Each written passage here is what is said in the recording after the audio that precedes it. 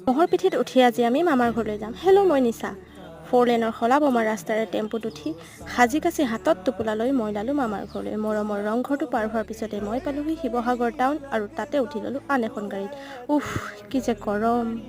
গাঁৱৰ গৰু ম'হ পথাৰ চাই চাই মই পালোহি দিচাংমুখ, মানে মামাৰ গাঁও আকৌ। মই পিছে খবৰ নিদিয়াকৈহে আহিছোঁ দেই। গাড়ীৰ পৰা নামি খোজ কাঢ়ি কাঢ়ি মই পালোহি মোৰ গন্তব্যস্থান, মানে মোৰ জেঠাই ঘৰ। মামা ঘৰ আহোঁকৈ জেঠাই ঘৰ বুলি কোৱা কাৰণে ভুল নুবুজিব দেই। মামা মানে বৰ্তমান জেঠাই ঘৰতে থাকে, সেয়েহে ক'লোঁ। মুখ হাতকেইটা ধুবলৈ দেখিলোঁ টিউবৱেলৰ পানী অট'মেটিকেলি ওলাই আছে, মানে পানী বাঢ়িছে। হাঁহকেইটা ওচৰলৈ অহা দেখি ক'লোঁ বোলো যা, ৰাতিলৈ একেবাৰে কেৰাহীত লগ পাম।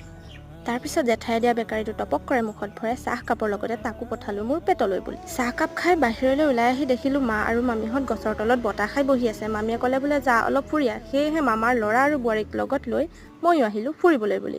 পিছে মহে ঘূলি লোৱা বাৰু দেখিছেনে? এইয়া চাওক। বাকীখিনি নেক্সট ভিডিঅ'ত দেখাম দেই। বাই। ৰ'ব চেনেলটো ছাবস্ক্ৰাইব কৰি থৈ যাওক।